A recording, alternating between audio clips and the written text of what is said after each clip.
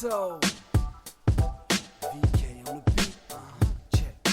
I'm in Toronto where you wanna get the city love. I'm from Toronto where you wanna get the city love. I'm in Toronto like we wanna get the city love. My city love me back for my city love. Welcome to episode 1245 of Toronto Mic'd. Proudly brought to you by Great Lakes Brewery, a fiercely independent craft brewery who believes in supporting communities, good times, and brewing amazing beer. Order online for free local home delivery in the GTA. Palma Pasta. Enjoy the taste of fresh, homemade Italian pasta and entrees from Palma Pasta in Mississauga and Oakville. Season 4 of Yes, We Are Open, the award-winning podcast from Monaris, hosted by FOTM Al Grego. RecycleMyElectronics.ca. Committing to our planet's future means properly recycling our electronics of the past. The Moment Lab. Brand marketing and strategy, PR, advertising, and promotion. You need the Moment Lab. And Ridley Funeral Home, pillars of the community since 1921. Today, making his Toronto Mike debut is the director of this new MuchMusic documentary I've been hearing about, Sean Menard. Welcome, Sean.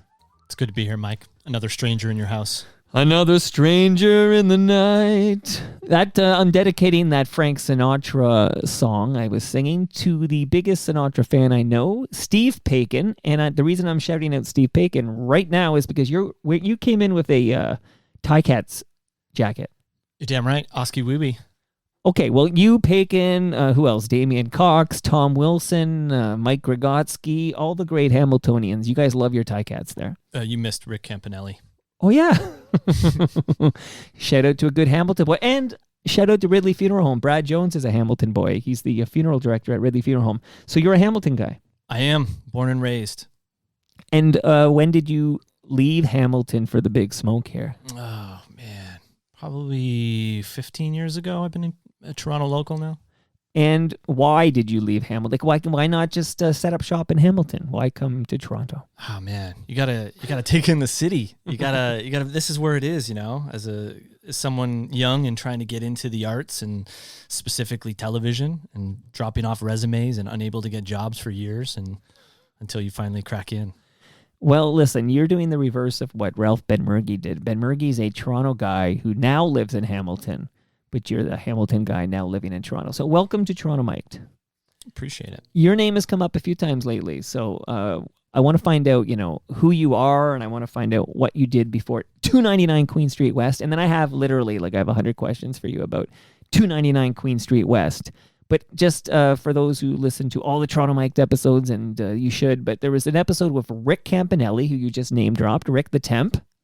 And we talked about his role in the documentary. And then I talked with Mike from Mike Campbell from Mike and Mike's Cross Canada Adventure. Did I get the full title right? You did. It broke my heart that Mike actually came down for the world premiere, South by Southwest in Austin. Keep it weird. They did, but they were a great crowd. But unfortunately, Mike and Mike's didn't make it into the cut of the film. Okay, well, you're teasing now. We are going to get into the thick of things. I got questions about what made it, what didn't, why, all that. So this is not a PR effort. I'm your target audience, I think, for this documentary, that I have these nostalgic, warm fuzzies for what was going on MuchMusic. So I'm actually very interested in this documentary. But just before we get to 299 Queen Street West, what got you into filmmaking? I know you are the director of The Carter Effect, right? That's right. Yeah. I saw The Carter Effect. I enjoyed it. Is that a Drake LeBron thing? Can you tell me who's behind The Carter Effect? Yeah, Drake and LeBron James came on board as my executive producers. That was a thing that honestly was very similar to this MuchMusic project in that I tried to get it made in Canada for years. I had a one-pitch concept called The Carter Effect. I brought it to every major broadcaster across the country, which is located mainly in Toronto, and they all passed. Man, they all felt, no, everyone knows this story. There's no audience for this. And then it took LeBron James, his production company, Maverick Carter in particular, he actually came down. We had met for drinks and dinner. So wait, who met? You and who? Maverick Carter. Okay, for a second I thought you were having drinks with LeBron. No, we did fist bumps on stage. Well, that's pretty cool. He fist bumped you, and he actually watched it behind me at the premiere. Yeah. So he was kind of like a 12-year-old boy again, listening to his comments, and it was off track. But Maverick Carter and LeBron James, they came on board on my first feature documentary called Fight Mom, about a female UFC fighter who became a mom, and when we followed her for the documentary, she wasn't quite in the UFC, Michelle Watterson, and then she got in the UFC, which was a great tipping point for the film. They came on board, they bought that, and one of the development producers there, Aaron Phillips, said to me, "What else you got? Right. Send me everything." And I remember attaching the email and saying, "Am I really going to send the Carter Effect? This is so Toronto-centric. This is Canadian-centric. Everyone's passed on it. This is an American company." So it was already made? No, it was just, I was trying You had like a demo? What did you have? I had a one-page Word document, Mike. Okay. Okay. Which is not the traditional way you get something funded. But they saw it. They loved it. It got, passed up the chain. I had that dinner and drinks with Maverick Carter. And at the end of it, he just said, "I believe in you and I believe in this film. Let's make this." Wow. Did it help that Drake is such a massive Raptors fan? Well, Drake wasn't involved in the beginning. Okay. This is the detail I'm interested in. Okay. So he was, him and his team are very particular what they get involved on. And they knew about it. They knew LeBron was attached. They knew we were filming it. And then it wasn't until, I would say, they saw the first rough cut. And then it was, okay, we're giving you access. Drake wants to be involved. He's going to be producer. And we want a location in Toronto that's big, not just don't just put him in a studio. So I pitched them different options. And the ROM was the winner, right by the dinosaur exhibits with real Velociraptor fossils behind him in the backdrop. Right. That makes sense. Of course. And so, we're talking 2017, Drake at this point, biggest star in the world. He just broke the Beatles records for most #1 hits. And this was the first time he ever sat down for a documentary. Wow. And yeah, man, I remember his manager, Future the Prince, leans close to me and says, "Hey, man, we're here as long as you need. Take your time." And we went for just over an hour, and it was pretty cool. That is very cool, because, can you believe it? Drake has not been on Toronto Mic'd yet. Can you believe that? A Toronto guy like that not yet making a Toronto Mic'd appearance. It's surprising when you say it. I would have thought he'd be sitting down here cracking a couple Great Lakes brews with you. Oh, and by the way, I'm a terrible host here. Did you want a cold Great Lakes? Did you? Because I can totally grab one for you from the fridge if you want one. I know you brought a coffee, but you can also take it home with you if that's easier. Yeah, you're getting Great Lakes regardless. I feel I'm under a sponsor obligation to say yes. Let me just rock this coffee and then we'll crack a brew. Okay, so you just let me know, because then I'll set you up with something like a long-winded answer, and that's when I'll run upstairs and grab you a cold one. Do you like a pale ale? Do you like a lager? Do you like an IPA? All of the above. Okay. Yeah. Well, then I'll surprise you. Yeah, surprise me. But what was cool about that was when Drake, sat down and got involved, and eventually, it premiered at the Toronto International Film Festival, and Netflix ended up coming on board, and man, that was top 5 trending around the world when they launched it the first week, and that was a big jumping point in my career, because before that, for sure, I was just pumping out sports docs that were airing on TSN, or I would sell them to America as well, but. Okay, that was a big jump point for me. Because you're not an old dude. Like, you're still a pretty young guy. Or maybe it's deceiving. Would you reveal your age, or is that a secret, top secret? No, man, I'm 38. 38, okay, because I had a guy in here yesterday, great musician named Del Barber, and I felt like it's funny where I'm at now in my life with all these white hairs, and it's like, I feel like I'm talking to like a kid, and I'm just like, and then he reveals his age is 39, and I'm thinking, oh, like 39? I guess 39-year-olds now feel like kids to me, so you're even a year younger. So this is the Toronto Mic effect. You can make a documentary about it. Still considered a millennial, still in that age demo. Oh, okay. So, but it's interesting, because when we get into 299 Queen Street West, I'm trying to do the math in my head, so I have to take my age and I have to kind of subtract a decade. And how much 90s Much Music were you soaking in? But hold on to the Much Music stuff. So you make the Carter Effect. people like me see it. Like, this is a big moment for Sean Menard, that there's a great exposure, and we're all aware of the Carter effect, and LeBron James and Drake, and how much of a role did Drake play in the actual direction of this documentary? Well, I think it wasn't so much about his direction, but there were definitely notes and things that they wanted to cover. They wanted to make sure that we branched outside of just a sports documentary. We wanted to touch on the cultural effect, the fact that Vince Carter opened up a nightclub and helped bring bottle service, for example, to the city, which was shocking, something you learn while you're making the film. And next thing you know, you're talking to a club owner who opened up the club with him when he was 19 years old. So, and then it was really just about making sure that it was going to appeal to an audience outside of Canada, which, and I know we're going to get into the Much thing, and that's the goal here is to try and bring these stories globally. They just so happen to take place in the greatest city in the world. Was there a global appetite for the Carter effect? Absolutely. I remember doing a project and filming out in Paris, France, and I mean, it aired on Netflix in 2018, and I'm walking down in the middle.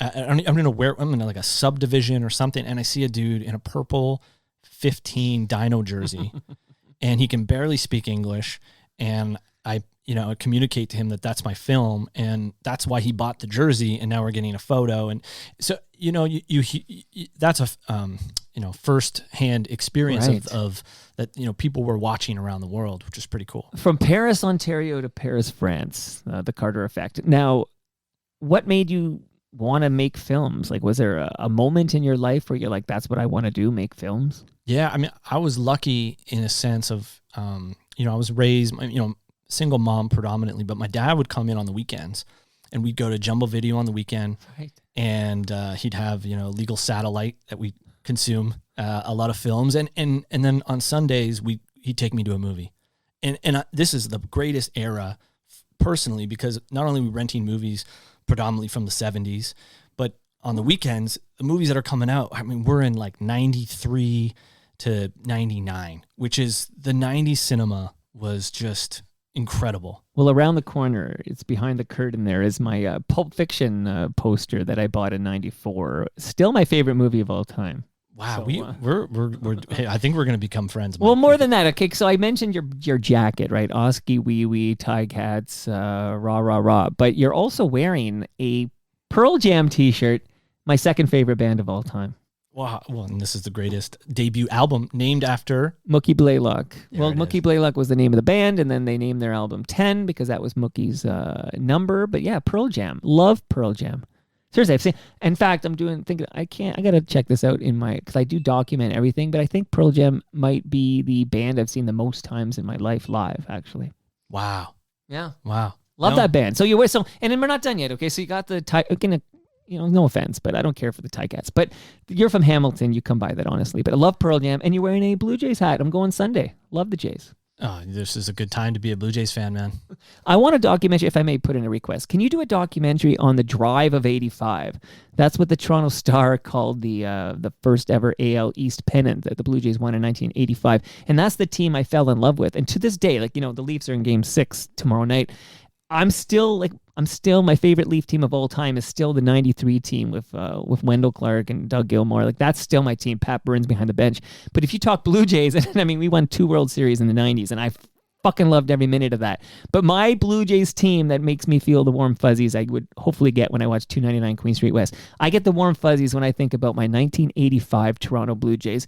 Can we do this? I'll help you. Let's work on this Drive of '85 documentary. That's going to be a tough sell, Mike, because I've been trying to make a back-to-back doc, and that has been extremely challenging. I was close at one point right before the pandemic. What did Rogers pay for it? I mean, they own this team. Yeah, and I don't know. A lot of the broadcasters up here are not spending money to make that kind of stuff anymore. Okay, well, this is all like good gateway because we're going to get into how the hell you made 299 Queen Street West here. Going to give you a couple of gifts first, and then we're diving in here. So, do you, Sean Menard, enjoy Italian food? Is this a trick question, Mike? Not everybody does. I'm trying to think. Somebody didn't like lasagna, and I remember thinking like, Oh, that's weird. That's like not liking like sunshines, and I don't like butterflies. Like it just seemed weird to hear the words, but not everybody likes Italian food. But do you? I grew up in Hamilton, Mike. But that is you see my Shout out to Ticats Rick jersey? Campanelli. Yeah, right. So I have a large lasagna for you in my freezer, courtesy of Palma Pasta, and they have locations in Mississauga and Oakville. You're gonna love it. I just got a note. Like earlier today from a former guest who was just letting me know that Frank Corrado, he was a Maple Leaf. He had a cup of coffee with the Leafs, and now he's on TSN, like a rising star in the sports media world. He's very good, actually. He was here Monday. He sent me an email and said, this lasagna, Corrado. Okay, Corrado. I don't have to say any more there. He said, this lasagna is delicious, so you're going to let me know what you think of the Palma Pasta lasagna. I appreciate that, Mike.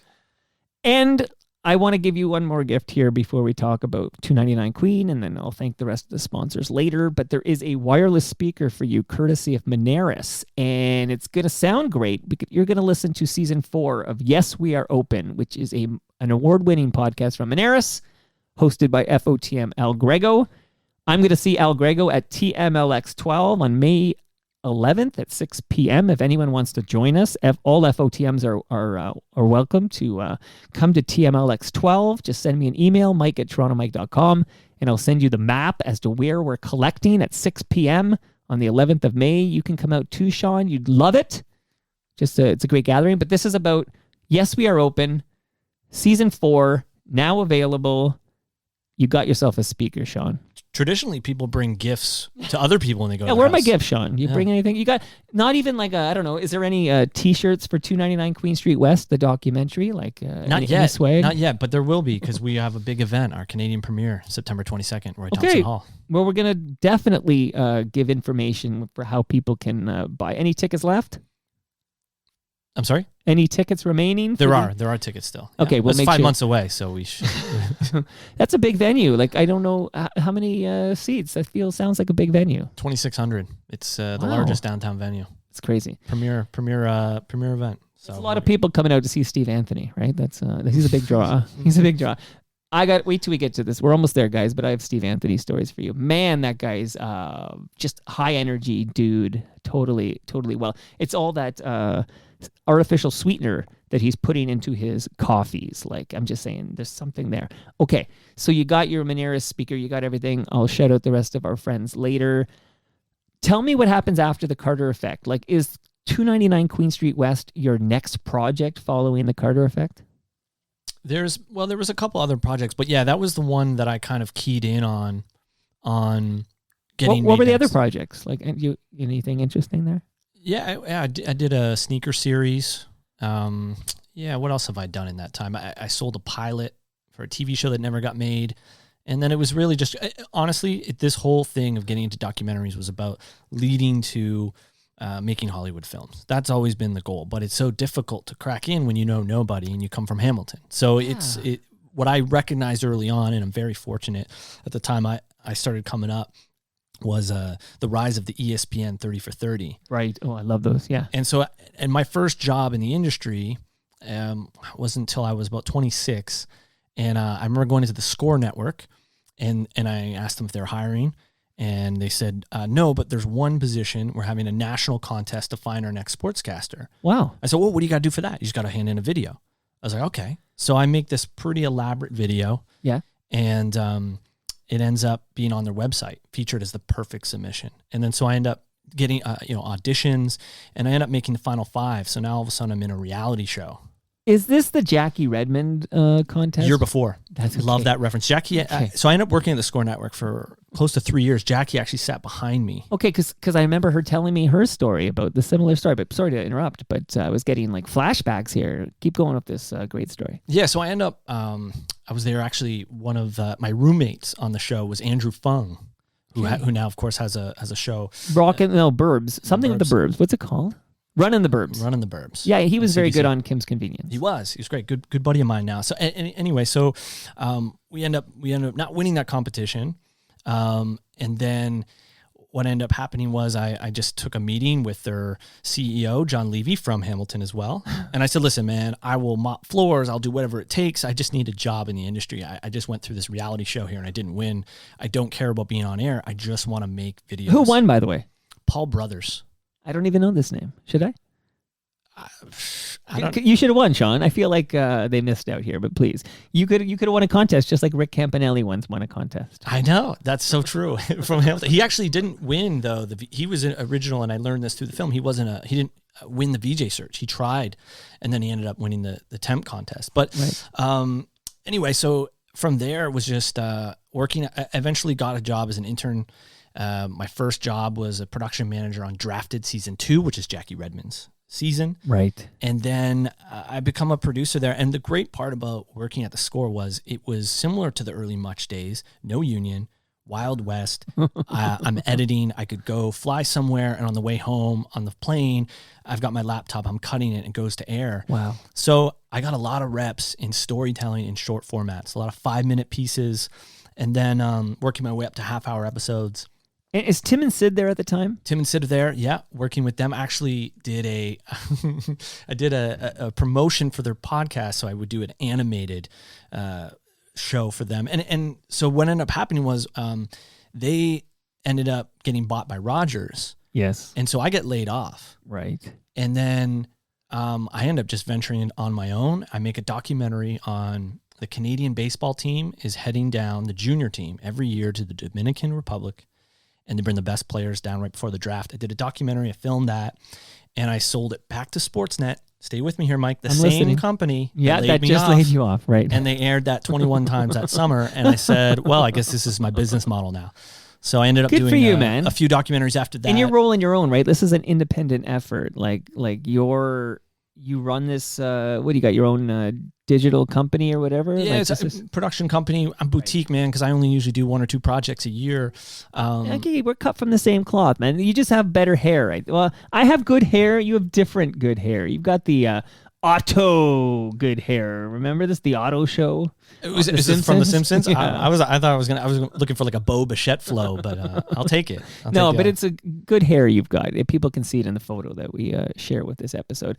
So you've got your model now, like you're like an independent filmmaker, and you're securing, I guess, funds where you can get, because you need money to do this. Yeah, I mean, securing funds is I've never had luck doing that or success pitching projects, because to me, in documentaries, and I'm not trying to shit on other documentary filmmakers that do this. I get why they do it. There's a demand from the people that are paying money to want to know exactly what the film's going to be about. Sure. And my point is, Mike, it's very difficult to know that if you haven't spoke to the individuals that are in this. So what ends up happening is you create almost a narrative or agenda-based story.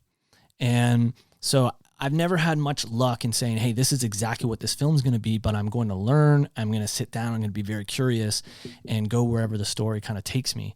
So in the early days, it was just a matter of, putting things on my credit card and then selling it to TSN, or I would sell to Sportsnet. Ended up, the people at that repped Connor McDavid reached out to me at some point and said, hey, we want to do a 2-part series. Can you follow him in his final junior year of hockey before he goes to the draft? Yeah. So that was pretty cool, and came kind of buddies with Connor McDavid when he was 17, 18. He's so fast, because my wife is a big Oilers fan. She's from Edmonton. So we watch a lot of these Oilers playoff games. And it's just, to me, it's like just so fast. Like the speed of Connor McDavid, there's nothing like that on the planet. There isn't. And yeah, so I've been around athletes and at the highest levels for about 10 years. And after Carter Effect, I said, I want to start to branch out, because what happens, you get in this box, and after it was on Netflix, I remember the biggest talent agency in the world, WME in Hollywood, reach out. Oh, we want to, talk to you and represent you. And I remember sitting down with them and saying, okay, I got this script idea. I've got this going on. I want to do this music doc. And they go, whoa, we're meeting with you, Sean, because the Carter Effect. And we want you to do other documentary films in the sports world just like that for our clients and other things. And I was like, oh, this is how the industry works. They only know me now. They don't know that I've been doing this on the side for 8 years. Right. So that was a good, eye-opening experience. And then the Much project in particular. Well, yeah. So let's get there, okay? Because I feel like people are like, get to the, what is it? There's a Simpsons reference. Get to the fireworks factory. Okay, so here we are getting to the fireworks factory. When and how? Like, how did you decide you wanted to make a movie about MuchMusic, a documentary about MuchMusic? Well, it started after Carter Effect, where I had an idea of maybe there's a trilogy here of Toronto-centric films that can be shared with the world. And I saw the global audience and the success the Carter Effect had, and I pitched Bell Media, who was the rights holders of all the archives. And to be honest with you, there was one guy there that believed, his name was Justin Stockman, and he now works at Crave, who eventually came on board. But back then, it was to get money out of them or get them involved. They didn't see the bigger picture. And it's not their fault either. You know, they get a concept, they get a pitch, and they don't see what it can be. And during COVID, can I will occasionally interject here because please. I'm very interested in this. Okay, so we all know what MuchMusic essentially it's like a TikTok channel today. MuchMusic. It's not in my demo. No, not in my demo. No, listen, I just know of it because I'm told it's on TikTok. So I believe on TikTok there's a MuchMusic. The MuchMusic we knew that was on television. It was my channel 29 on my old cable box. That is basically, I think, reruns of shows. Like there is nothing that really looks like the old MuchMusic. So Bell Media owns it because it must be making money. Like it must be because it ends up on people's cable subscriptions and people are paying for it whether they know for it or not. So some money is coming in. So I think as long as it generates revenue, it will exist. This is just me now. Mike is pontificating here. But why would you think about why would Bell Media want to shine a light on what wonderful thing this was that we've basically like killed? Yeah, I mean, do you know what I mean? Like I do. I'm not in the heads of the executives. I've stopped playing that game years ago. Right. But during COVID, when the world kind of shut down, well, not kind of, the world shut down. Yeah. That there went the end of what I do, which is travel, making documentaries, going into people's homes. In the case of sports, these are millionaire athletes. That really got hindered. Sure. And so when I'm sitting around there going, okay, I can't leave the country. I can't really, leave my house to some regards. What can I do that's something that's local? And the news had just broke that TikTok partnered with Bell Media on the MuchMusic brand. Yeah. And so I had a contact at TikTok. I gave them a call. And so what I tried to do is I said, I'm just going to go forward with this. I don't want any funding.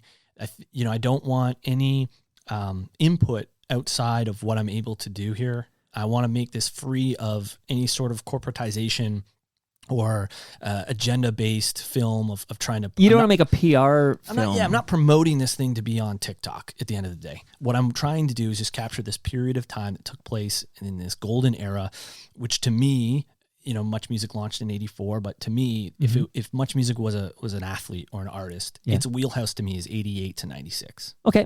I'm into that because I was watching every day from '88 to '96. Well, you're right in the sweet spot. You are the guy that I'm making. I'm your target audience here, Sean. Okay, you made this movie for me, so let's get into it.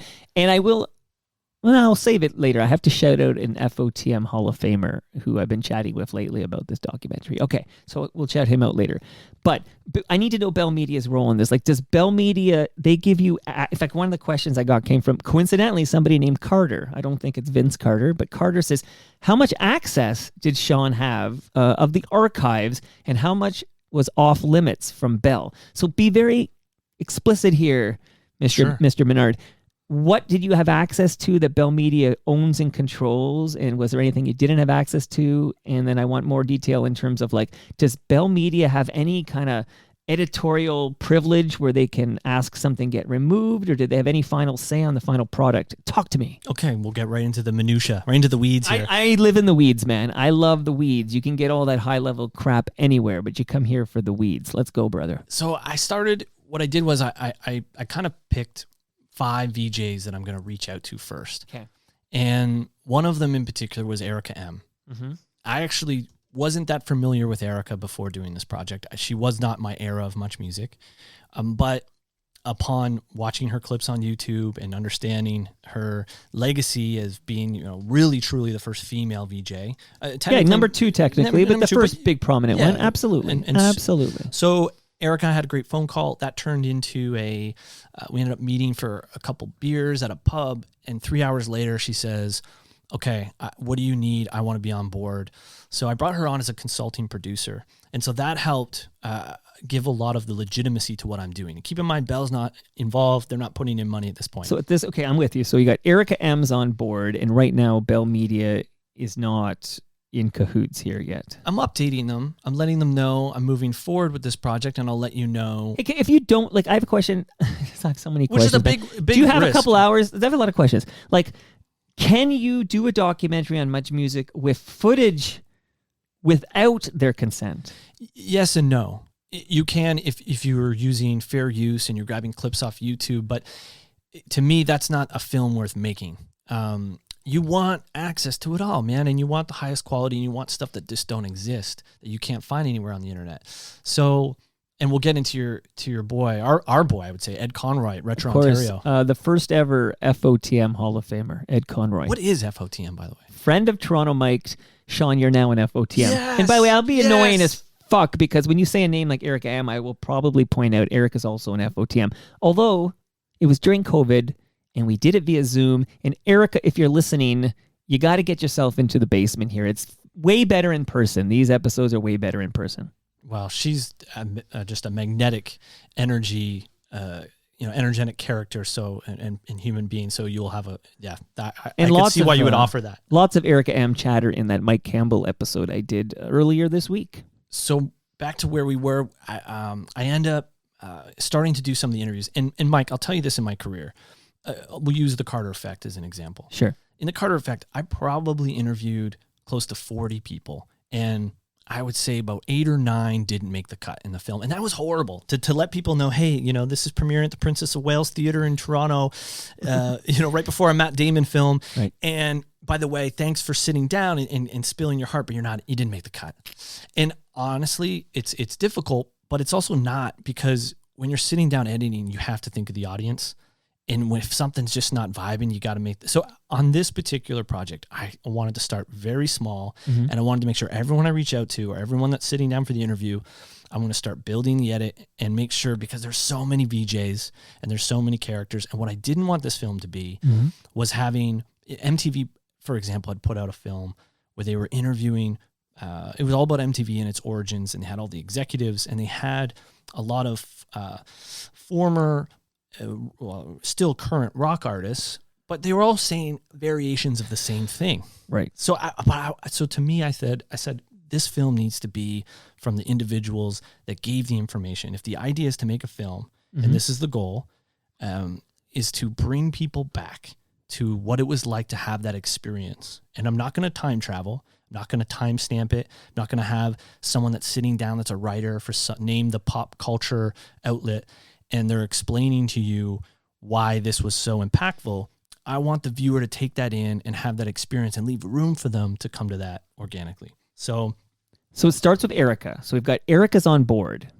Yes, Erica's on board. Okay. And then I start having other interviews. Sukyin Lee, Michael Williams, Rick Campanelli, Steve Anthony, who we were mentioning with his sweetener and his coffee. So it starts building from there. And then I had reached out to Master T, because I feel like you're about to ask that question. Well, it is on my list. So the reason this came up in, I'm going to get my episodes right. This came up in the Rick the Temp episode, the second. So Rick's been here before, but he came back to kick out the jams. And then we talked about the documentary, because he's got an involvement there. As you know, because you are the director of this documentary. But in that, I kind of think somehow it came out. Well, we talked about Ed the Sock, which we'll talk about in a minute, Ed the Sock. But let's talk about Master T first. To me, and I've had Master T down here for 90 minutes one day. He came into the basement. He was fantastic. But to me, he's really a key figure. Of course, Eric Am's a key figure, and Steve Anthony's a key figure, and Michael Williams is a key figure. But Master T's a key figure. He literally wrote the MuchMusic jam, and from that move, I know your doc is called 299 Queen Street, because it kind of picks up after the move. But the 99 Queen Street East, like the before they moved, he's kind of he's like the linchpin between these two locations, and this, in many ways, the spirit of this era that you're covering. I would agree, that wheelhouse of 88 to 96, that's T's time. So did you ask him and he politely said no, or did he ignore you? What happened? No, we talked. He was very supportive, but listen, a lot of the people that chose not to take part, I don't blame them, because they had told me that at least every 6 months to a year for the last decade, someone reaches out about a MuchMusic documentary. And sometimes they sit down and have that interview and it comes to light, never goes anywhere. And when the question is asked to me, so how are you funding this? Me, I put my house up. Okay, where's it going to air? I don't know yet. Is Bell on board with the archives? No. So anyone that decides to sit down after that is taking a leap of faith. And so it was my job to have conversations with people. Michael Williams, I met in a coffee shop and we chatted for 3 hours. And very little about MuchMusic. It was more about, he was trying to get a sense of who I am and is he someone, because he doesn't do a lot of media. He did the Doug and the Slugs documentary. I just want to throw it out there because I took note, because you're right. He's not an FOTM. And I've had multiple in-person conversations. I've had phone calls, emails, and he tells me he's too busy. But he can go to a fucking coffee shop and hang out with Sean Menard for 3 hours. Well, it's ended up being a film that is getting highly publicized and has its premiere coming up. He's all over that Doug and the Slugs documentary, so he'll do documentaries. Well, I hope he starts. I'll have a conversation with him, Mike. Listen. I think, I think just people kidnap him. You see, he's in pretty good shape, man. I do not feel comfortable doing that with Michael Williams. But so then it ended up getting to the point where you just start building the film and very careful who you're reaching out to. I mean, I'll be honest. At one point, I wasn't planning on having George Stroumboulopoulos in this film. Strombo was not going, and that. So Strombo is in the film. He is in the film. He was the last one I got, and which sounds crazy because he's obviously has the largest social media following. He's but he comes later. He's exactly, a later guy. Exactly. So this is where the Ed the Sock problem comes in. Okay, so as you know, Sean Menard, because you knew about references to this documentary on Toronto Mike, so I know you've got your ear to the ground.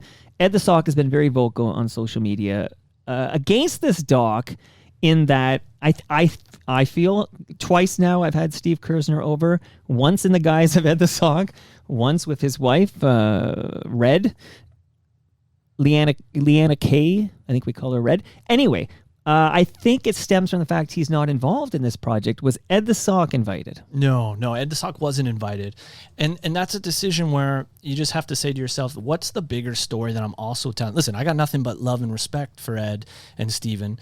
But it ends up coming down to, you're telling a story about music and where it went from the 80s to early 2000s. And there's going to be a lot of people that you just end up missing out on. But there's a bigger story here, and I believe I was able to kind of capture that in a way that, listen, you're going to love it. There's going to be a younger generation. The biggest thing I'll say is, yes, I'm thinking about 3 audiences. I'm thinking about the Toronto Mikes of the world. Okay. I'm thinking about... There's only one of us, but go on. I'm thinking about, well, you're I'm just goofing on you. Your people. And because I'm of the same ilk too. I watched in the 90s. So I'm thinking about us. Right. But I'm also aware that there's an audience out around the rest of the world that doesn't know anything about MuchMusic but knows these artists. They listen to this music. And the third audience I'm thinking about is the younger generation, is the under 25. People like to dismiss them and mention their lack of ability to stay focused for periods of time, their attention span. But the biggest compliment I can get is when I had my world premiere in Austin, Texas at South by Southwest. And 2 teenage girls come up and they tell me they're in high school and they're dressed like the 90s, just how everyone is coming back, And they tell me finally it was their favorite film at South by. And they loved it. Wow. And so that's the job of the documentary. And I believe I'm able to do that because it's paced properly. It's completely archived. And I'll say this, about Ed the Sock and Master T and many others that aren't in the film. They're there. Their presence is felt. And it's impossible to tell the MuchMusic story without them visually in the film because it's all rests on archives. It's 2 hours of just archives. But you could easily do a 7 to 10 part series. And I hope that this ends up shaking the tree of the archives, because when Bell eventually came on board, 95% of the archives, Mike, in this film were not digitally archived before. So meaning they were on the shelf collecting dust, and those tapes eventually expire. And so what happened was you got 2 hours of film, 95% of it they digitized. And now they've just moved forward and made the decisions where they're digitizing everything. That if that's the legacy that I'm able to shake that tree and be able to say that stuff that all belongs in a museum, when 299 Queen Street West turns into a subway station, already I'm Condos. hearing, I'm hearing, well, We wish it was a subway station. but whatever it ends up becoming, it's historically designated, so they can't. Yes, right. And so if Right. I'm hearing subway station, but if it ends up Okay.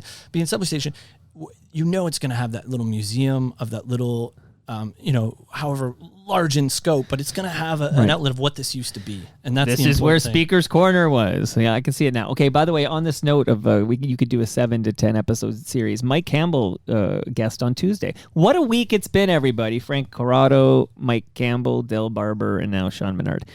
Ask him about the odds of turning this into an ongoing streaming show and about his plans to screen it in cities across the country. Okay, answer that first one first. I see it's a 2-part question here, but why not on, I don't know, a Crave series? Crave, by the way, for those who don't know, owned by Bell Media, MuchMusic's archives. We're going to get into how they come on board and in what role in a second here, but Bell Media, like, it's all synergy, as they use in the corporate world. Why not a Crave series, like a streaming show about MuchMusic? I agree. And at one point when I finished the film, so let me first start by saying we are taking it across the theater, one night only, and we're going into concert venues. Soft seaters where people are used to seeing live music. We're not going to traditional theater, and we're making it an event. So you'll see the 2-hour film, and then after we're doing an intimate and interactive with some of the MuchMusic VJs from the film. Right. And so it all kicks off in Toronto, and that's September 22nd. Tickets on sale at roythompsonhall.com or 299 queenstreetwest.com. We'll also be announcing the rest of the tour later this fall. And then eventually ends up on Crave. One of the questions was, when did Bell Media and get involved in this project? I still need to resolve that one. Yeah, like, so when do they come on board and in what capacity? So what I had done is, as I started to do the interviews, I probably got about 5 or 6 in the can, and I cut a sizzle reel using just clips off of YouTube, and I sent it to my connections at Crave and Bell, and I said, this is the vibe, this is happening. I'd love for you guys to come on board and let's find a way to get access to the archives and make this the thing that it should be. And that's when everything changed. It's a lot different when you're having conversations about it. It's totally different when it's written in a pitch deck, as they call it, or a visual aid or a Word document. But when you see something tangible that has a feeling and emotion to it, and I actually got one of the scores so the composer of The Carter Effect went on to do The Last Dance, the Michael Jordan series on Netflix. Love that, yeah. He won an Emmy for that. Wow. And then I had sent him a cut of this early on, and I said, listen, man, I know you're from Los Angeles. I know you don't know anything about MuchMusic, but I'd love it if you could score this film, no pressure. And so he ends up watching a cut and calls me 2 hours later and goes, oh my God, I can't believe this existed. His sister was in the Go-Go's, actually. Wow. And so he grew up with these artists. He's like, I've never seen them like this. They're real people. And MTV was pre-recorded. It wasn't live. It was a bunch of suits and a bunch of stiffs. It didn't have the vibe. This is my blind spot, okay? I never saw a minute of MTV. Like, I know a lot of people, like my friend Stu Stone, had satellite hookups, maybe black market, gray market, who knows, but they were able to pull down MTV.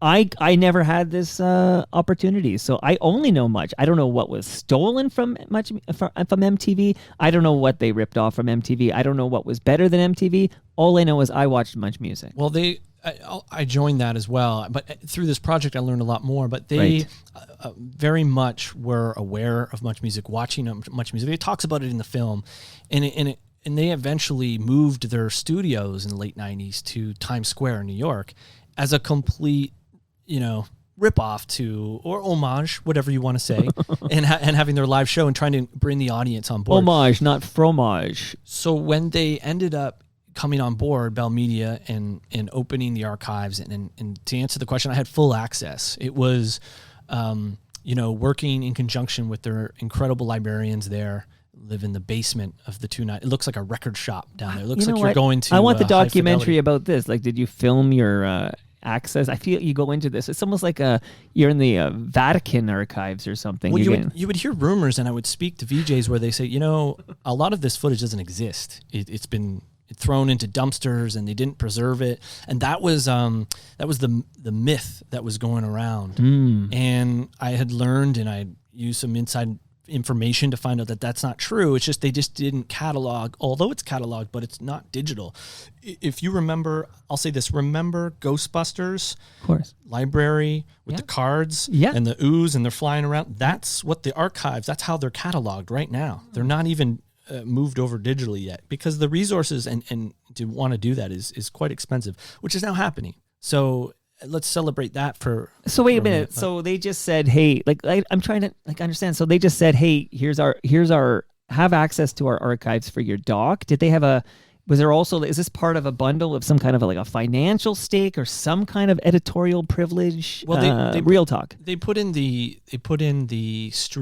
amount so they can have it streamed in Canada. I still haven't made my money back on the film yet, but the opportunity was there to be able to partner and get that access to the archives. And that's what the film needed. So from there, when they watched a cut, the executive producer, the only one from Bell that's attached with a producer credit, Justin Stockman, he watched it and he shared it amongst his colleagues and he said, we have no notes. We love this. But this is a love letter to MuchMusic, right? Like you're not out to, digging for dirt or something. No, man. I listen, I think the idea of getting into the weeds of when Bell Media took over and Moses Zeimer has been pushed out and this, I mean, and Moses truly was a visionary. I had a different ending to my film. I actually was originally pitched to have Moses end the film on camera. He's still alive. Not a lot of people know that. I think we all know. Everyone listening to this show knows Moses is still alive. But what I'm saying is he's still very much active, and he could be... Sure. I was at the Zoomerplex. I biked by the Zoomerplex today. Well, there's a museum in there, a television museum. And so I had pitched him and his assistant about, hey, I want to end the film with Moses, and he can be in his museum and talking about what he was visioning when he created this.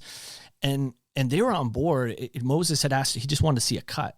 Sure. So that he could speak to, make sure that it's he's poetically spoken and it's the perfect ending for what we need. Right. And so I was very excited about that. The problem is once I got there, once I started putting the piece together, I realized the main character of the film is not one individual. It doesn't feel right ending it just on Moses. What's happened here is in the same way that there's a Carter effect with young basketball players in the NBA that are now from Canada watching Vince Carter, there is that in music. We see that with Drake, Bieber, Sean Mendes, you name it, The Weeknd, all these current artists that cite MuchMusic as their first, inspiration, source of inspiration coming up. So am I hearing you right? Like, did you uninvite Moses? Yes. Wow. Yeah. So it ended up coming to a situation where I thought it's stronger if we hear from Moses listen, again, I'm a slave to the audience, man. Right. Best story wins. Right. And I get it's going to piss people off. And I've been doing this for years in terms of working with athletes and teams. And I'll sit there in Q&As and they'll go, why didn't you get this player? Why didn't you get this player? And it's just like some say no and some, this is the version that I'm telling that I think is the best globally. And it is a love letter. It's a love letter to not only MuchMusic, but it's a love letter to Canadians, to the idea of when you're given total creativity and free, reign to do what you want, you can create beautiful stuff, which we've gotten away from in this country, in my opinion. Now, as you know, I have not yet seen your documentary. So you got to come to the premiere. You haven't invited me yet. Come on, let's go on here.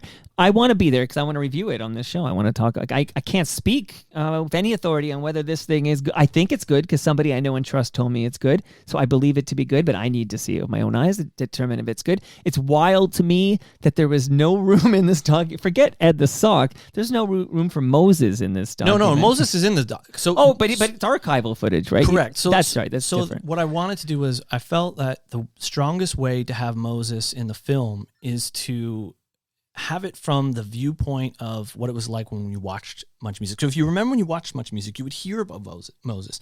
You're consuming things that he very much created. He's the puppet master. He's pulling the strings. He's a visionary.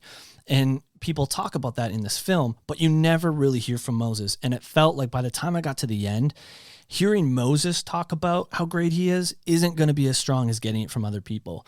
And even in the archives, he's always shot from far away and he's in the shadows and he's this mysterious figure. I actually heard a story the other day that the character that Ed Harris plays in The Truman Show was actually based on Moses Zeimer.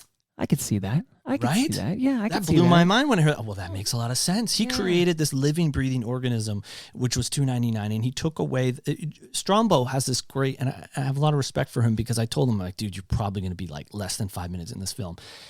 I understand. Look, he's lucky to be there considering the years you told me you're covering in this documentary. Strombo's lucky to be there. Well, we go till it ends in the early 2000s when MuchMusic jumped the shark, and it really started to. Of course, you have YouTube, which now all of a sudden people don't have, they're not waiting around to catch it on television.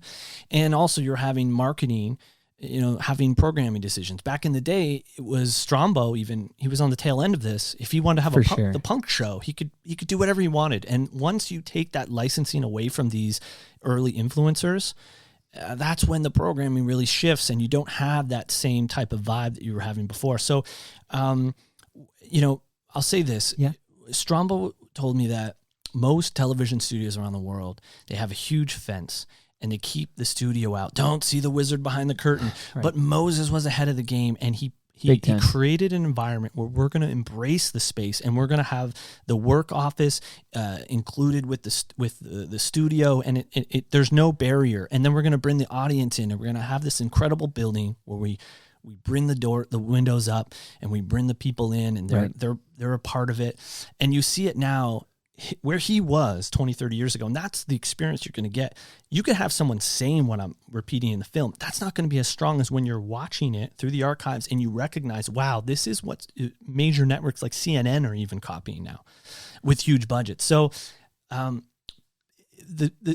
I'm working my way through the film, I realized there was a central character, the main character. You want to hear the main character is, Mike, in this film? Yes, please. It's the building. It's 299 Queen Street West. And most people through the years, 40, 50 years, 100 years from now, they might not remember the architect, but they're going to remember the building. And the architect to me is Moses Eimer, and his character shines, but it seemed like bigger than just one person. And it felt like, this building was giving space to having all these unique characters come in. And it's also, an incredible time in history that had various types of music, which we don't see now. If you look at the charts, it's typically pop music and hip hop. But in the 90s, it was everything. And MuchMusic was at that perfect time where they could show it all. It's interesting that Strombo was involved in this because there's several what I call Gen X documentaries at play right now. So you've got yours, which sounds like it's ahead of the game here because it's done. It's been seen by people and it's coming again. What was the date of the Roy Thompson Hall viewing? September 22nd on a Friday night, 8 p.m. This is Electric Circus days we're talking here, Friday night. And we're going to make the cowboy, okay? The cowboy dancer has been on this program. What? Kenrick. Yeah, Dalton Pompey's father? You got it. Wow, I gotta bring him out. I gotta put him in the windows just to dance. Gotta do that. Kenrick Pompey, yes, K Pompey, who released a 12-inch single, "Summertime, Summertime," which we play and we talk about. It's wild. But Strombo is he came too much straight from CFNY. He was at 102.1 The Edge, and the other doc that's ongoing. It's not quite finished yet, but I got a note from the director. It's funny. I got an email from the director of the CFNY documentary in the same week as I corresponded with the director of the MuchMusic documentary. That's you, Sean. But the CFNY documentary is coming soon, too. They're working hard on that, and we've been discussing that with Alan Cross and others on this program, but Strombo was there before. And the other one, I'm just going to shout it out real quickly, of all these Gen X docs that are coming, is there's a Lowest of the Low documentary coming soon. Lowest of the Low, of course, great friends of this program. We close every episode with a song from Shakespeare, My Butt. But to me, it's wild. Like, here they come. Like, here they come. Here's the Much doc, right? For them, then you get the CFNY doc, and then you have the Lowest of the Low doc. Like, what a time to be alive. What a time for Toronto Mike, because these are all like sweet spots that we've been covering here for 11 years, which is awesome. Well, Strombo, I'm glad that he came on board. I'm excited for those films as well. I think this is high tide rises all boats type of thing. And the fact that it premiered in the biggest film festival right now in America gives it's a huge testimony to the fact that this is a global story, and what they did revolutionized television. Okay, so let me run down again. Got to get into the weeds. I feel like I'm speaking to the choir great. anyway. You're doing great. You're already sold. You are, but yeah, you'll be there September 22nd at Roy Thompson Hall. So I don't got to worry. So Erica Am's on board first. You dropped the name Sukyin Lee. Like she came on board early as well? Yeah, Sukyin came on board. Okay. Michael Williams came on early because you told me about the 3-hour conversation. I am so jealous. But anyway, one day. And Steve Anthony, I guess, came on pretty shortly. That's Steve Agony. Wow. That now we're cooking with gas here. You got the superstar of the show there. In my opinion, Steve Anthony, the big superstar. You mentioned Strombo comes on.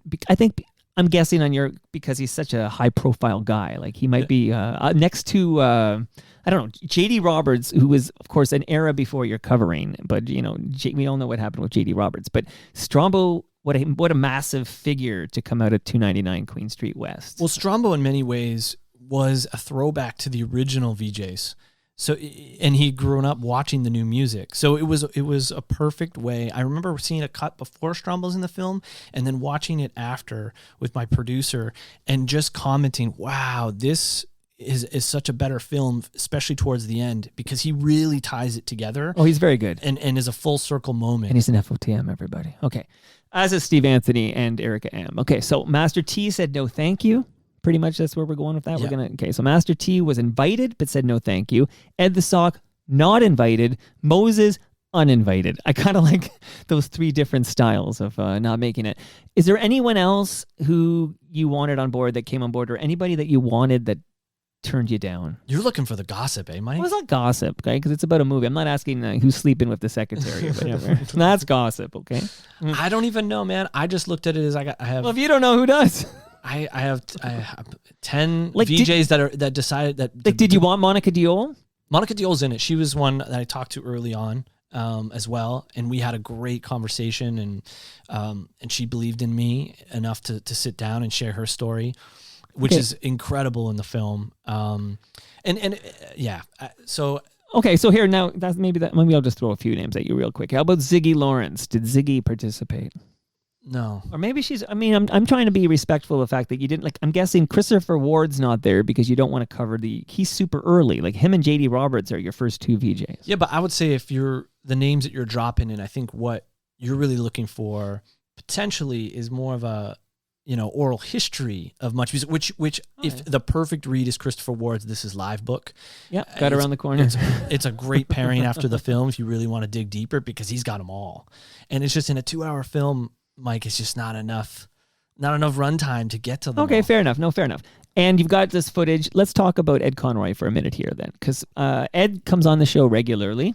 We do a thing called Christmas Crackers, which is always, people love the Christmas Crackers with Ed Conroy. But Ed would come on, we're going back a few years now. I'm thinking this is pre-pandemic.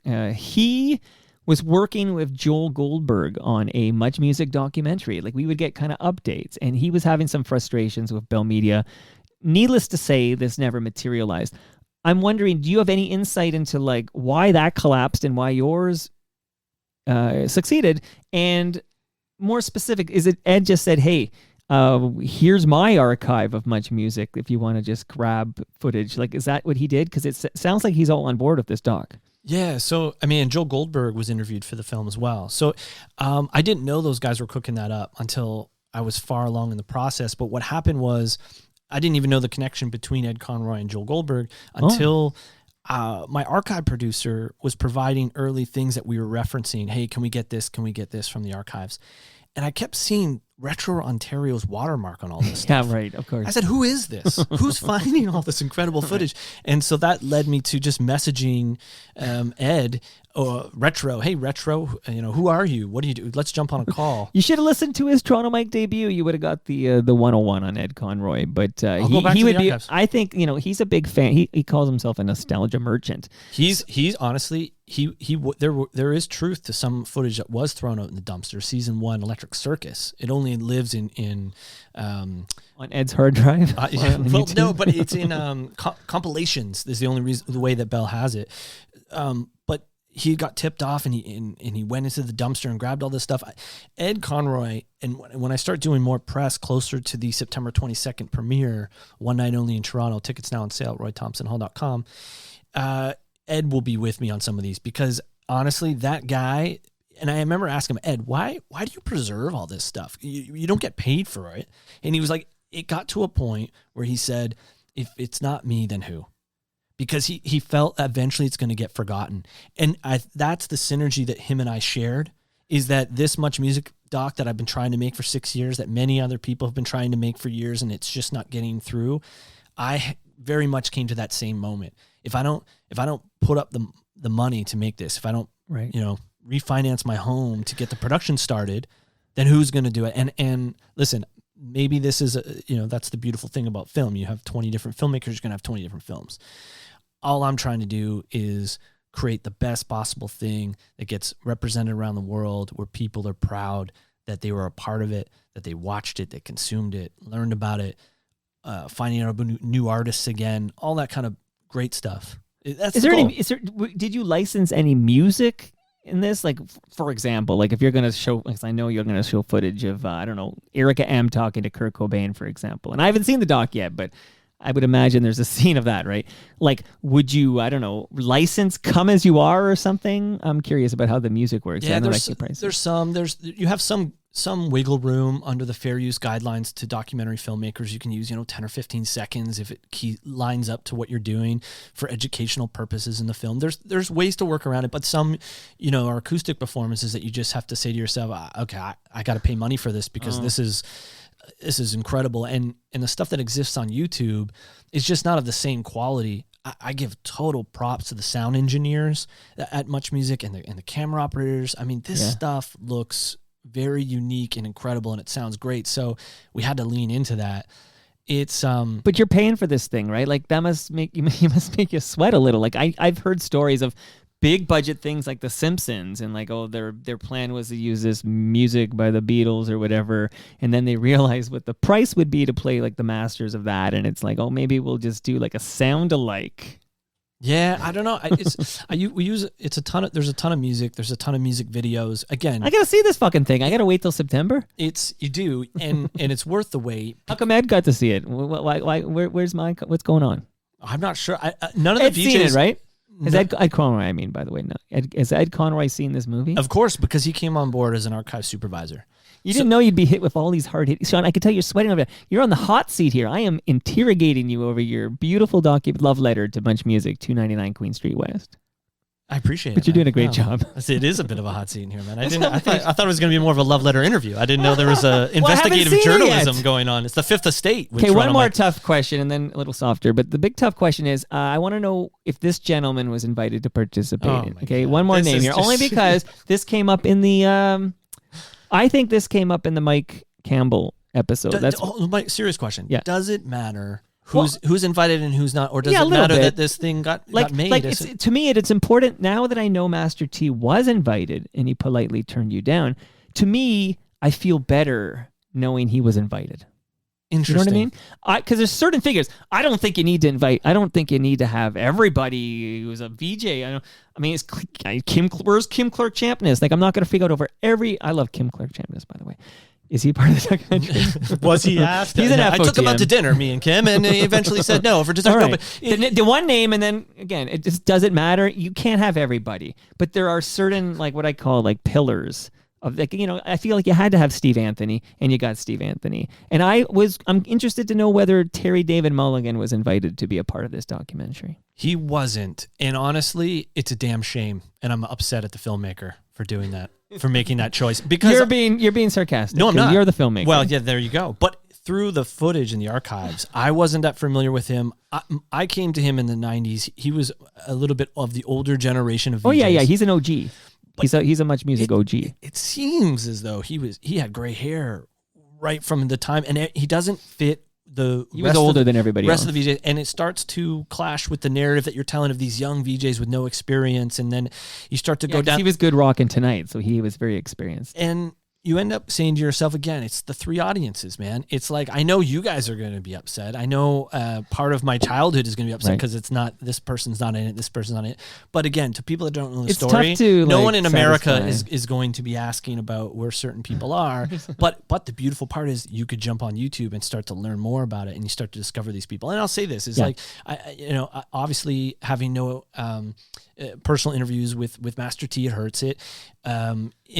Me personally, but it would be way worse if he's not even seen or heard from in the film. But again, it's an archive doc. Yeah, it's 2 hours. He of can't archives. stop that, right? Because Bell Media owns that footage. Correct, and he wouldn't want to because his legacy is shown in here in a beautiful way, and I hope that it ends up becoming whether it's a spin-off doc that someone's going to do on the history of Rap City, or a demix and bringing Toronto hip hop to the forefront, which he's very much responsible for doing that. I mean, embracing the local artists and putting them on a stage they wouldn't normally have gotten. He didn't have to do that, but he chose to do that, and that makes him an incredible pioneer in the city. But so I mean, it's a film where when you sit down, you're going to get lost in the archives in the world, and it's going to bring back a shit ton of nostalgia in a beautiful way. Well, I really do. I can't wait to see it. That's what I'm telling you. Like, I can't wait to see this, because I've been covering the same era that you're giving your love letter to this era. I've been trying to dig in for the real talk and have these people on and dive into these details. You know, the minutia. I legit am obsessed with the minutia, because there's a million places you can go and get this high level, like, oh yeah, John Martin was doing the new, was it the new music? It was the new music. Yeah, right. Yeah. And then, you can talk about, how many times have I had conversations with John Martin, who's no longer with us, therefore could not be a part of your documentary anyways. But this weeds that you refer to, that's where I live. But you're trying to satisfy these three audiences, and I actually understand your plight here. So, there's the people like me who are looking for this doc, and then there's the Americans, right? Like, who didn't grow up watching much music, who need this doc. And then you're right, my 21-year-old is going to discover much music through this doc the way I discovered Woodstock, because the Woodstock documentary aired all the time on City TV, and I would watch this thing, and I loved how it was made, and I loved the documentary, and to this day I feel like I was at fucking Woodstock, even though I wasn't born yet, because of this documentary. So this is how you educate the next generation on the stuff they missed. Right. And it's the archives that bring them in, right? Right. And when you start to make things through a modern lens, and you have a modern day agenda that you're pushing, it doesn't have the same effect. You're time stamping it. It's not as good 10, 20 years out. And that's the responsibility, I think, of every filmmaker, is to at least be conscious of the younger generation, because that's what sparked my inspiration when I was younger. Right. So I even said to Erica, she was telling me her daughter bought a VHS camera and then she uploads it to Instagram, and she loves 90s music. And I said, the most beautiful thing is, Erica, you're going to be able to go see it, and you're going to be able to take your teenage daughter, and she's finally going to really understand what this is all about. And to be able to relive it, and your 21-year-old son as well. I think that's a perfect pairing for the Canadian premiere. And that, to be honest with you, doing the theatrical run is all about getting people to have that shared experience again, because that's what the MuchMusic experience was. You go to your friend's house after school and watch it, or you showed up at $2.99. You need that communal sense of event to bring people together. And typically in movies, especially in this film where you don't see the VJs on camera, you just hear their voices. It's beautiful though. Right, there's no talking heads. This is like just you hear the voices over the footage? Correct. Gotcha. But what's great about it, and I'm sure you know this, they've been on your podcast, their voices are still the same. Yeah. So when you pair that with the footage, it has this incredible magic to it, because they're speaking in present tense. They're not talking about it from today back then. They're talking about these moments as if they're really happening. So that brings you in a more effective way. Yeah, and one of the nice things about our MuchMusic nostalgia here is that almost all of these on-screen people, like now John Martin behind the scenes died a long time ago. One guy on screen who I used to watch with Test Pattern, etc., was Dan Gallagher, and Dan Gallagher is sadly no longer with us. We lost him far too soon. But the overwhelming majority of these on-screen personalities that we loved on MuchMusic are still with us. Yes, they are. And what's really cool is, you mentioned John Martin. I didn't know anything about John Martin. I didn't really know anything about... Talk to Ziggy. You'll get an education. I didn't really know anything about Moses Znaimer. I knew him as a name on a street, and I would hear his name occasionally on the network. So this film, sheds light on these incredible, pioneers in our industry. And I'll say this. Yeah. We talked about the three audiences. Yeah. You're right, because when I'm sitting down and I'm cutting and my first cut and it's 20 minutes deep on the history of City TV, I know you're loving it. I know you're going to love it. I'm loving it. Yeah. But then I have to say to myself, the other two audiences aren't going to give a shit. But have you ever considered, Sean, and again, I'm stupid. I've never made a movie. I don't understand any of these parts. I can imagine it's trying to, you just mentioned a few times, you put your house up. I'm worried you're going to be living in my basement because I want you to get this money back. There is a bed around the corner because that's where the 21-year-old crashes. Okay. But it's almost like as I listen to you talk, it's like, oh, you need to make 3 documentaries because you need to make the documentary for me, you need to make the documentary for my kid, and you need to make the documentary for the guy in Texas who's never seen MuchMusic, right? Like it's like these are 3 different documentaries, or at least a DVD extra cut for the of all the minutia that you can't put in a 2-hour documentary that's going to satisfy all these overlords. Well, that's the goal, right? And I believe it's a film that checks all 3 boxes for everybody. Okay. And I'm going to see this thing. And what it ends up happening is when I think the biggest compliment to it all is if YouTube truly, and this isn't my own narrative, again, I don't walk into it an agenda-based documentary storyline. I still don't understand how people take written by credits in documentaries. You end up having interviews and you see where it goes, and the individuals that are in that chair that are talking about certain things, and I don't even do interviews with notes. I'm really just free flowing, having conversations, and where we go ends up becoming the story. And I find that in the edit, it starts to reveal itself. I'm on a tangent here, but fucking this is Toronto Mike. We tangent here. We have more than 2 hours. We'll block the next 6 for this. Okay. One thing I will say that I feel bad for you is that, and maybe it's Ed the Sock's fault. Who knows? But there seems to be this mild vitriol leveled at you unfairly by people who haven't seen the film yet. Like, to me, it's wild for me to say, oh, what a shitty, pathetic documentary this is about our beloved MuchMusic. How could I make anything close to that comment without actually, seeing the film? Like a lot of people, because unless you went to Austin or you're Ed Conroy, you haven't seen this movie. Yeah, and to be honest with you, not all the VJs have seen it either. What I'd done is I sent them really just their introduction in the film when they kind of come out to get a vibe of what it's going to look like and how they're, how they appear and how they're spoken in the film. But I wanted everyone to see it for the first time on the big screen and have that moment together, right? And when they come out on stage after for our intimate and interactive, and I want that moment to be great for not only for them but the audience, because they're going to get first reactions of how they're taking that in. And when you watch a film, I think some people are going to go, I'm talking about your specific audience. Oh man, I wish I could see what these VJs look like now and hear and sometimes people might put them in the credits or something where you see them and what they're up to. That opportunity is going to happen in real life at an event across the country, 13 different cities. So that's what we were really trying to build in the end. Good for you, man.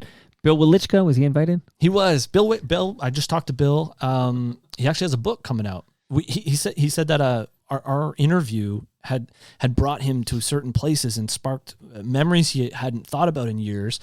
And it wasn't shortly after that he had his Jerry Maguire in the middle of the night moment where he was writing his mission statement. He ended up, it's going to be a book coming out later this year, I believe. Yeah, he's also good at FOTM. Also loves wrestling. Just a little fun fact: Bill was actually my favorite VJ when I was a kid in the '90s. Is that because you like country music? Because Bill was doing those Outlaws and Heroes. I didn't know that he did that until I started talking to him for the documentary. No, man, he interviewed a lot of alternative bands that I liked and rock bands. And he was the big hip guy too. The hip loved Welichka. He had the long curly flow that I'm trying to tap into. Yeah, and he had a great energy to him where he genuinely, you could tell, and I think this is what did it, is as a kid I like to see someone else on screen having a ton of fun, and he's doing the dream job and he's loving it, and he's also well researched in it too. He ended up sitting down with so many artists, and I really appreciate it even more through the lens of me going through all these hours of footage, which was an absolute privilege, by the way, and it was a joy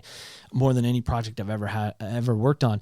Watching his interviews and seeing him strip away the ego or the character that a lot of these artists might portray, and they just became real humans, and it made for his interview style was amazing.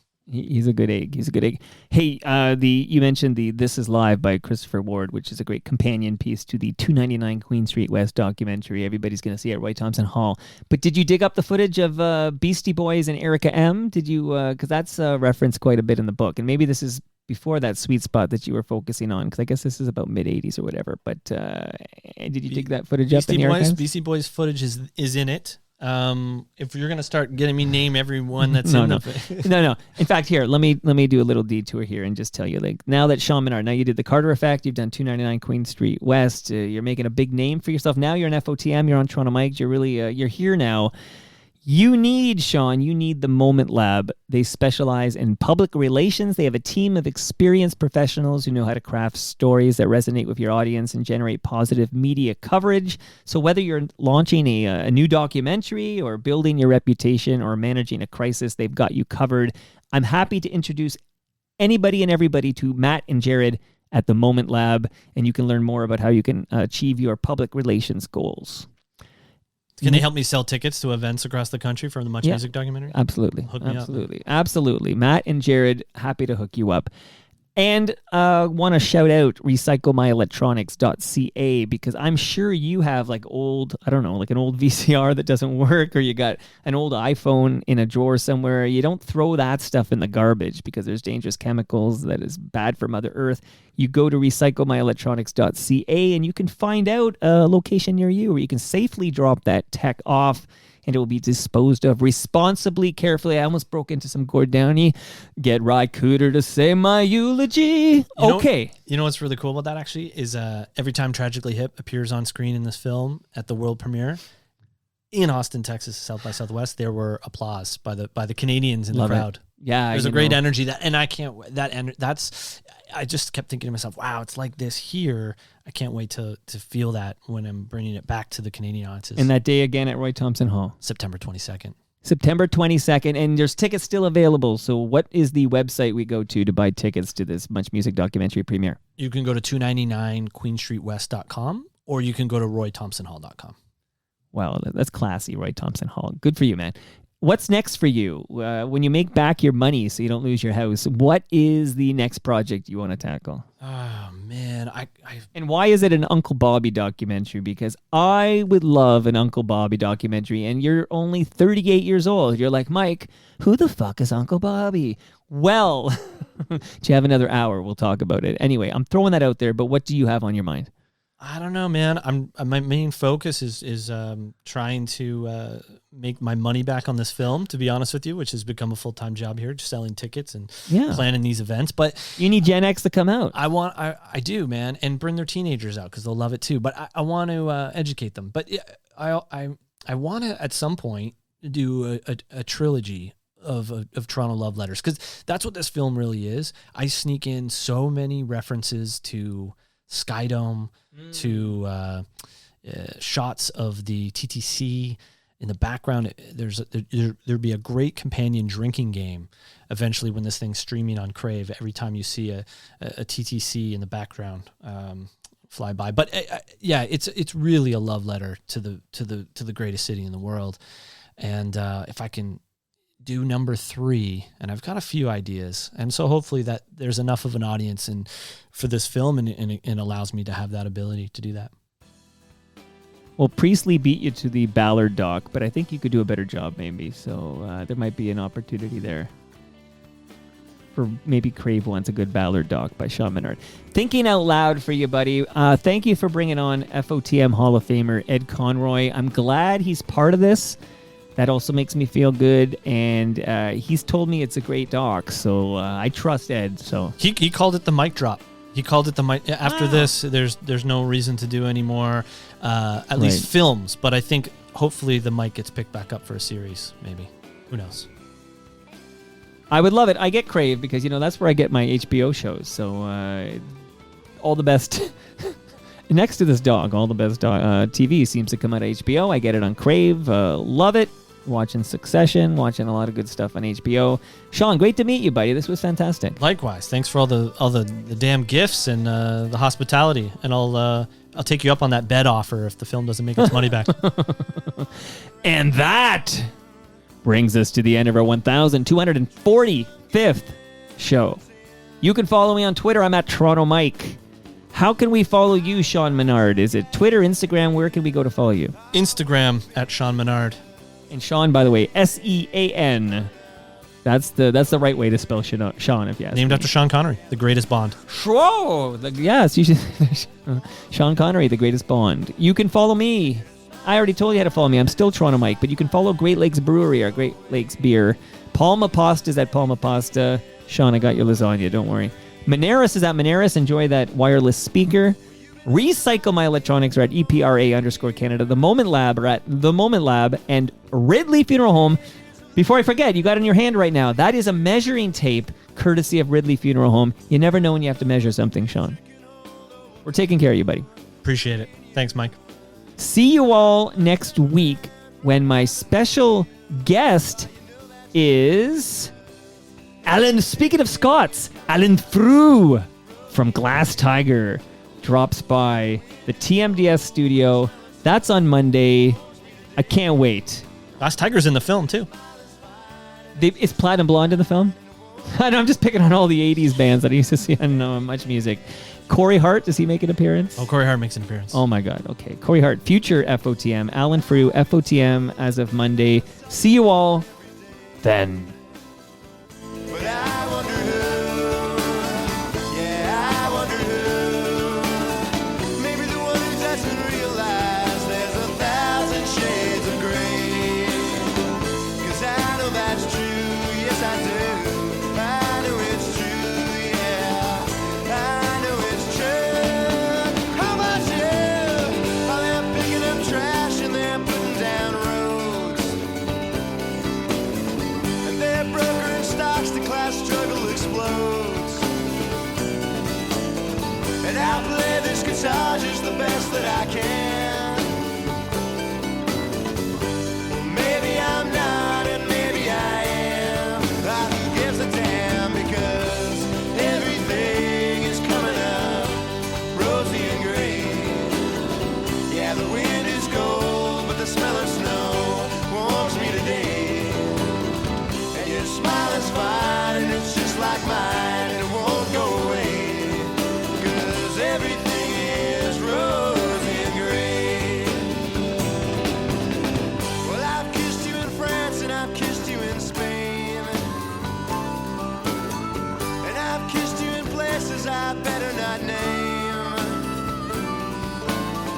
And I've seen the sun go down on Sacré-Cœur.